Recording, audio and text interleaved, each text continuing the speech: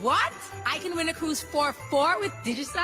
Yes. Simply upgrade to a 7 or 30-day Prime Ultra bundle, join the most festive LTE network, pay your bill in full and on time, or sign up for the postpaid or home internet for your chance to win.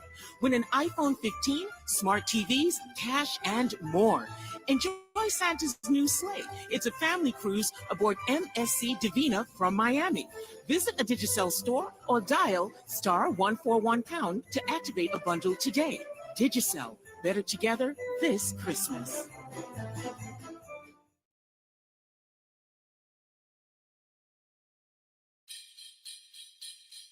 Dashing through potholes with your Maximo battery and your little trees. Think how happy you could be at Automotive Art, your favorite place to start. Come and shop this Christmas season and just keep us in your heart. Oh, Automotive Art. Automotive Art's your favorite place to start. With our great tires and car care, you'll keep us in your heart. Automotive Art's your favorite place to start. With paints and oils and carpets too, you'll keep us in your heart. This segment is sponsored by Casada Paints and Supplies Incorporated, the official distributors of Sherwin-Williams Paints.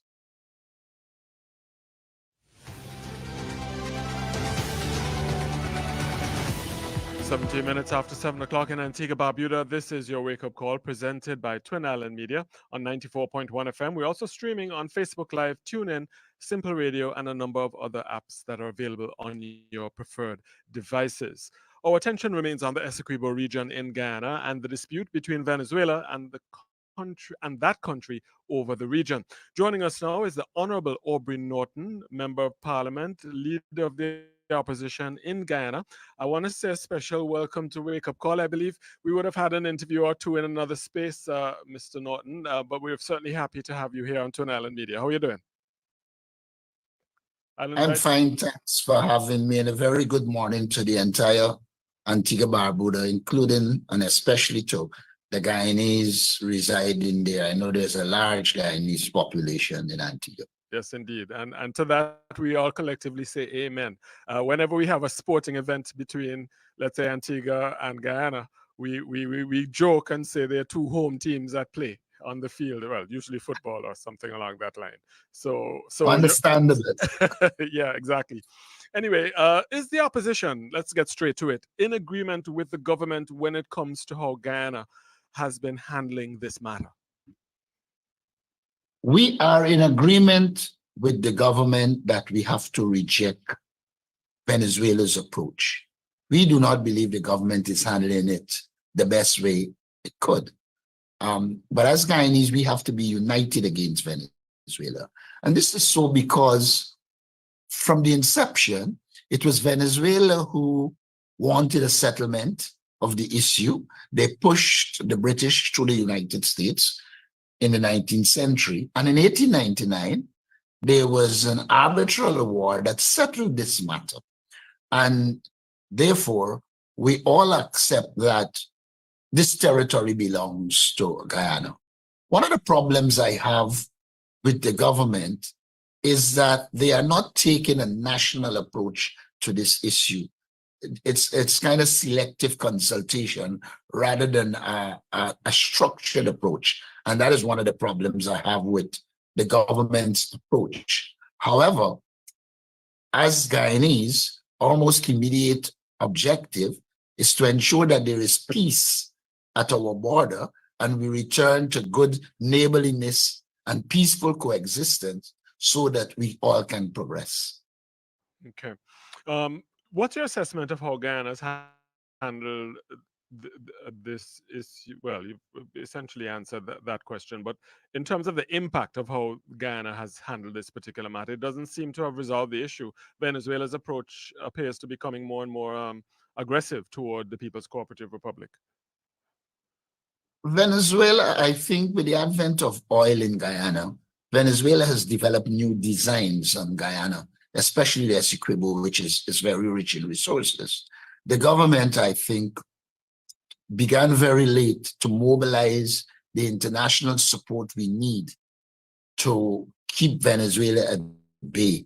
And so we find ourselves in a position where work is now being done to mobilize the international community to serve as a deterrent to Venezuela behavior. I believe that if much was done earlier in a more structured way, Guyana would have been in a much better position. But having said that, support for Guyana is emerging from all quarters, CARICOM, the United States, the United Kingdom, etc. And that is what is needed at this stage. I also believe that much more work needs to be done to ensure that the foreign ministry is rebuilt, and it must have a clear outline approach, a clearly outlined approach to this Venezuela issue. We cannot continue to, when Venezuela act up, then we respond. We have to be consistent. For instance, as you check what is happening, you recognize a lot of people do not know about the arbitral award of 1899. Ghana should have been in the forefront of putting this information out in newspapers in the Caribbean and Latin America. I've consistently said in the parliament, with the advent of oil, Guyana needs an international dimension to oil, meaning a foreign policy of oil. You have Petrocaribe, which is being used in some regard to attract some Caribbean states away from us. We should now be assuming the role of a leader in the Caribbean, using our oil resources as part of our economic diplomacy to achieve our objectives, especially in terms of ensuring our solid Caribbean support does not shift in the direction of Venezuela. All countries have their interests, and it is the task of us as a country to look at those interests, identify them, and develop ways and means of ensuring that there's a confluence of interests between those countries' interests and our interests. And I believe the government has failed to develop a foreign policy of oil that will allow us to keep Venezuela at bay and promote our cause. For instance, a lot of people seem not to know that Guyana, in the arbitral award of 1899, Guyana lost territory to Venezuela, the entire Orinoco Basin, and that Venezuela celebrated its victory in 1899. And then it sat with us and did the boundary in the 1905 Boundary Commission. And then in 1931, they established a tri-junction point between Guyana, Venezuela, and Brazil. All of this information needs to be out there. I've criticized the government for not having a proactive public relations program. Also, it should be known all around the world that this issue, having been settled in 1899, re-emerged based on a spurious claim by a junior lawyer in the team that there was a deal between the United States, Britain, and the United Kingdom to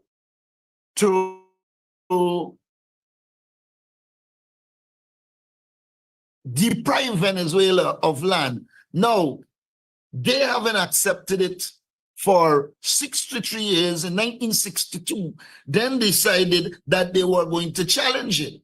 Now, in the same award, Brazil got territory from Venezuela.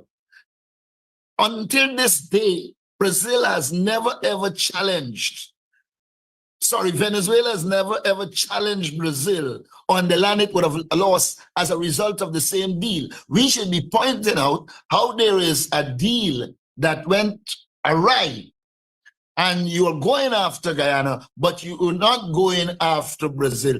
It is greed, it is bullyism.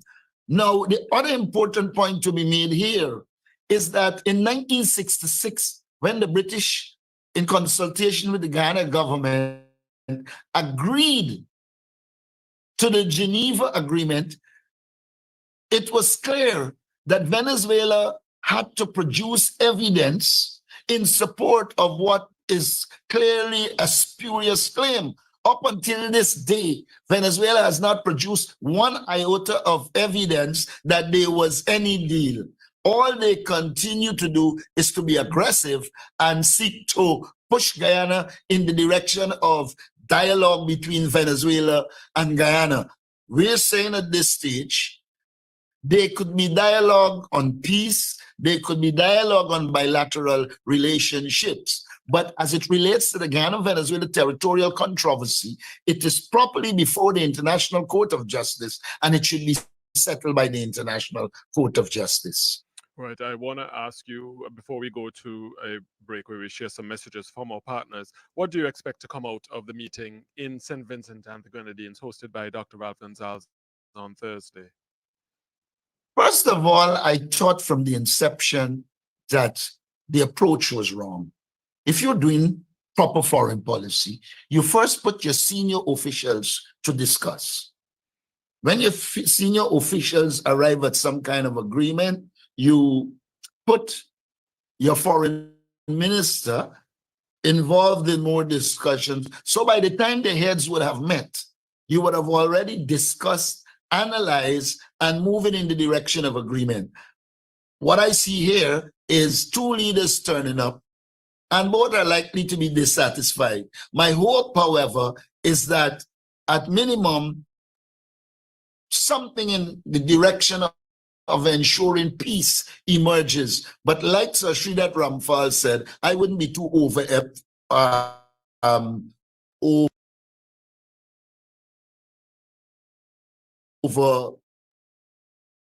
enthusiastic about this summit.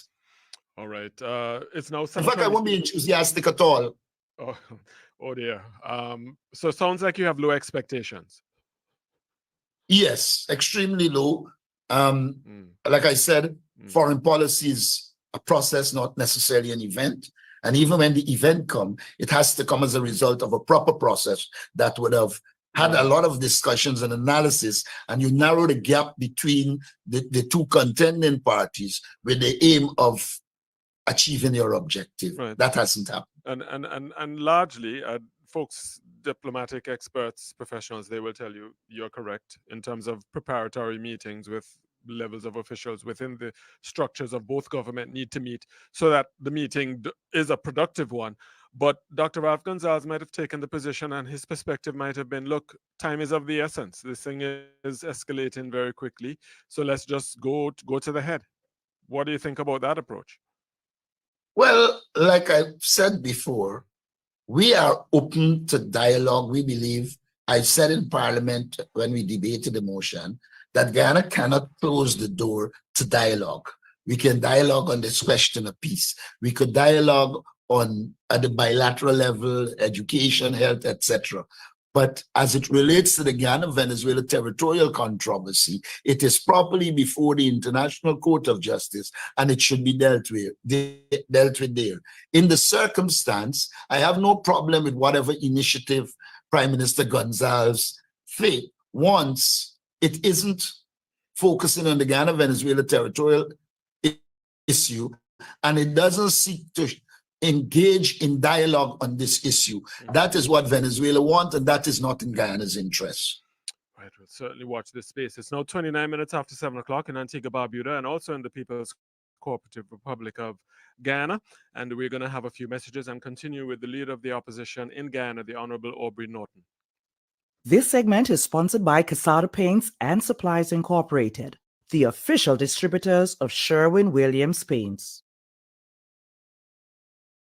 'Tis the season to let your home sparkle with the magic of colors from Casada Paints and Supplies, official distributor of Sherwin-Williams Paints, unwrapping amazing deals just for you. It's a Sherwin-Williams Christmas. December 8 and 9, celebrate VC Birthday with a free gallon promotion. Buy 5 gallons of Sherwin-Williams Property Solution, get 1 gallon free, while enjoying a fantastic 15% off on all other products. But wait, there's more. All ABST relief days, December 15 to 22nd, join us for Sherwin-Williams 10 plus 10.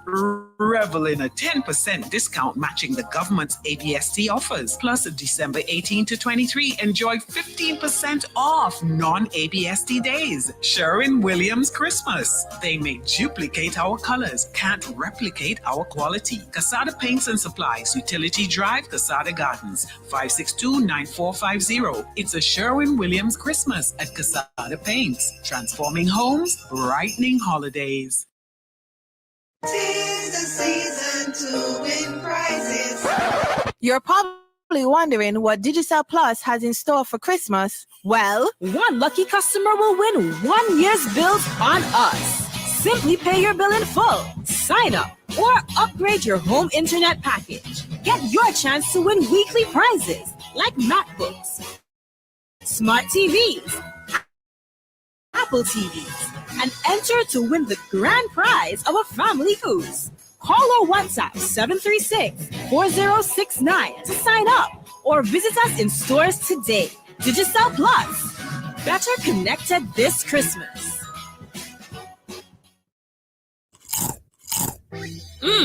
That's the crunch of Popcorners, the new and exciting snack brought to you by Outdoor World Distribution Division. Available in large and small bags and 5 tasty new flavors at your favorite grocery store. Follow us or like us on Instagram and Facebook at OW_snaps. Call or WhatsApp us at 734-2447 to place your orders. This segment is sponsored by Casada Paints and Supplies Incorporated, the official distributors of Sherwin-Williams Paints.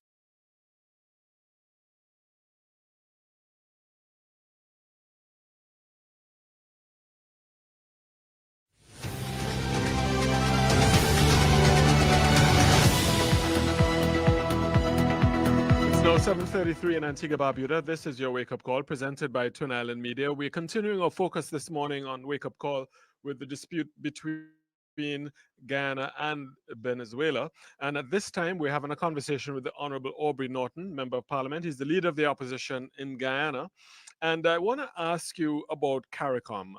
Do you feel that CARICOM countries are showing enough solidarity in this matter? The sum of the parts and the whole are different.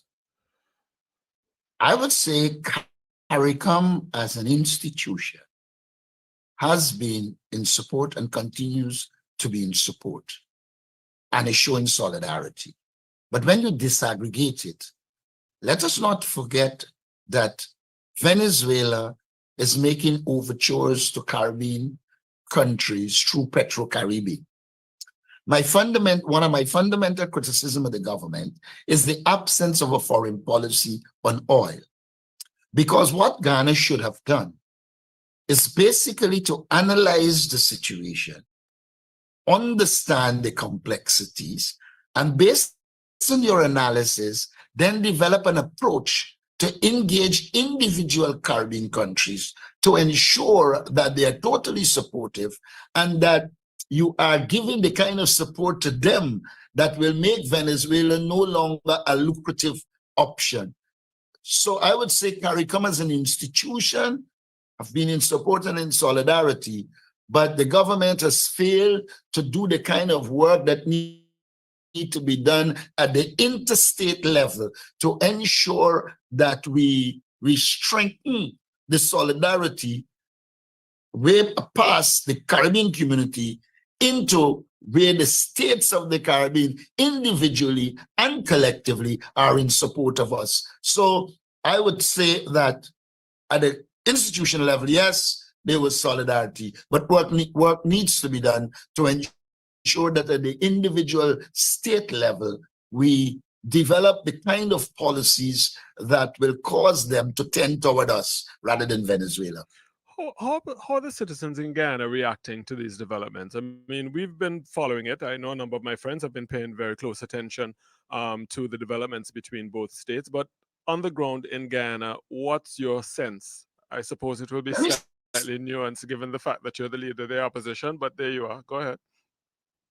Let me start with Essequibo, where I spent the last weekend. Mm-hmm. The people in Essequibo are unequivocal that this territory territory belongs to Guyana. They have no interest in being governed by Venezuela. And that has been made clear to me as I visited throughout the country. Of course, we are dealing with human beings, and they are concerned about the aggression of Venezuela at this time. It is for that reason I have advised them while I was there, and as I engage Guyanese, that we have to do the diplomatic work to ensure that Venezuela doesn't feel emboldened to come over our borders.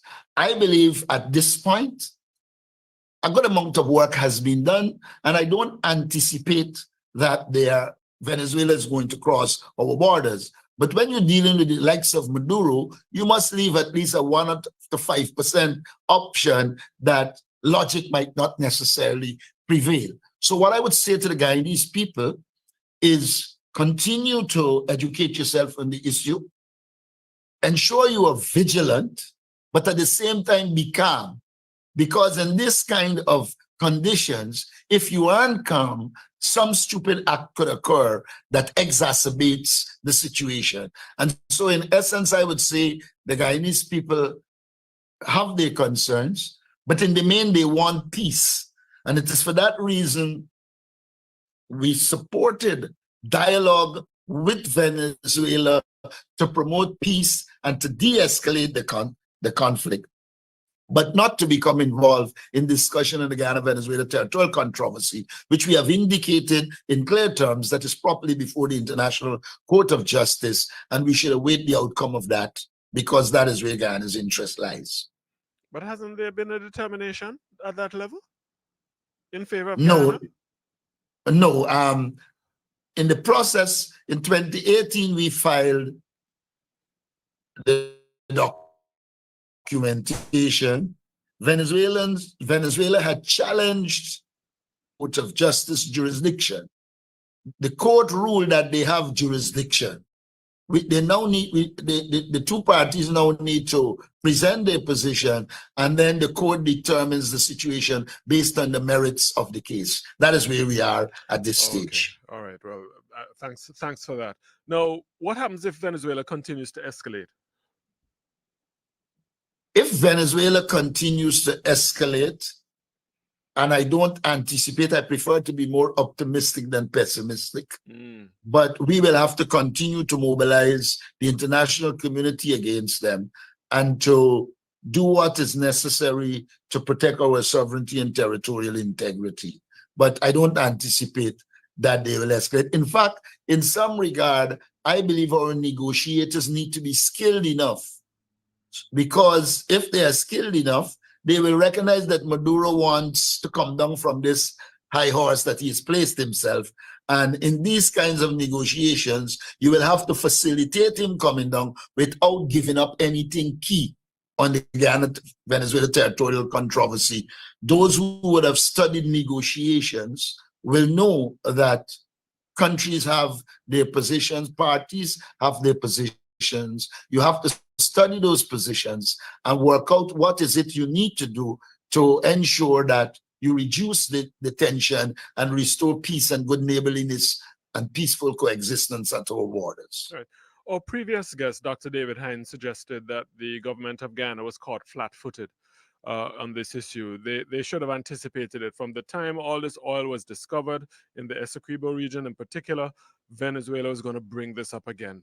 And it really was caught with its, well, proverbial pants down. You agree with that assessment? Totally.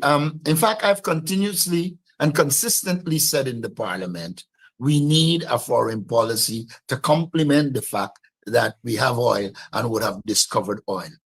So I do agree that the government was caught flat-footed. One of the problems this government has is that it is transactionalist.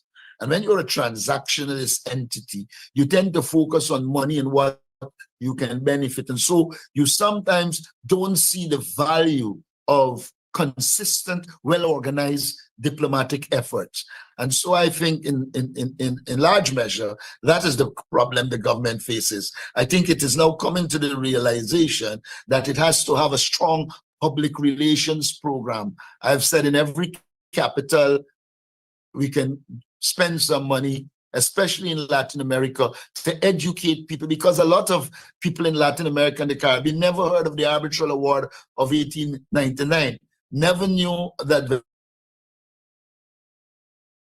Venezuela was supposed to provide evidence of a deal, which they have not. So I think not only have they been caught flat-footed, they have not developed a coherent approach to the issue, and that has resulted in putting us on our back foot at this stage. And I think now there's need for aggression, so that, and I'm using aggression here in the public relations sense, I don't want it to be misinterpreted to mean military aggression.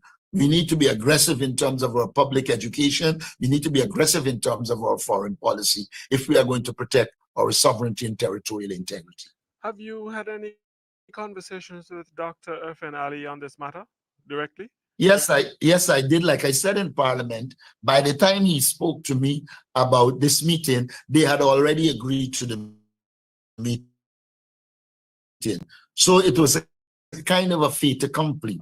And it is in that context I had said to him, in fact, I was saying to him that I don't think we should meet at the level of heads, that we should meet, you should have office. It is then I was advised that there was already disagreement. And so it was a fait accompli. And it is in that context I suggested that the discussions could focus on peace and restoring tranquility, but it should avoid scrupulously any focus on the Guyana-Venezuela territorial controversy. And like I said in Parliament yesterday, if that becomes an issue and it is dealt with in that forum, then they cannot expect the opposition's support.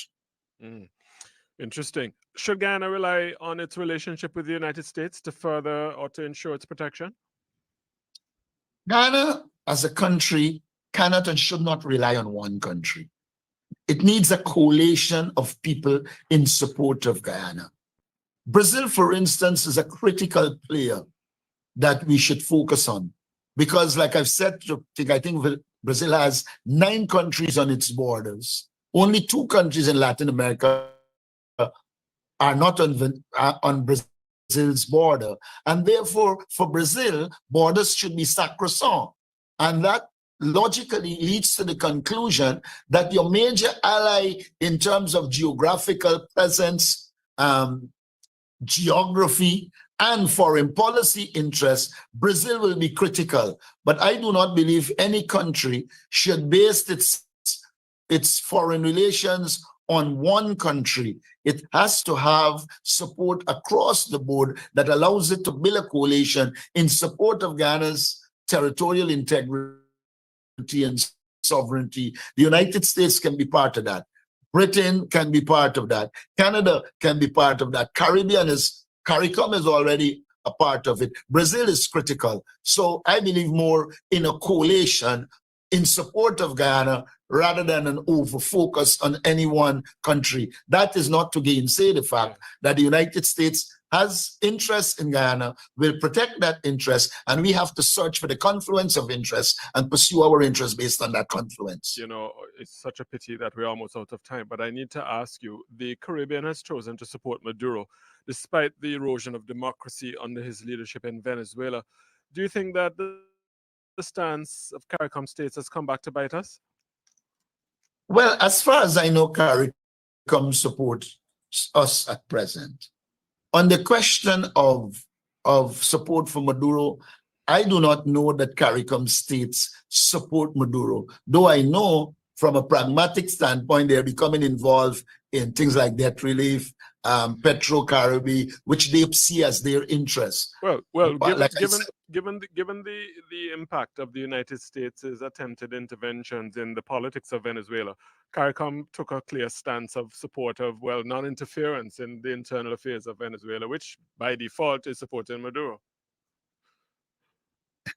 I hear you. I don't necessarily agree with the logic. You can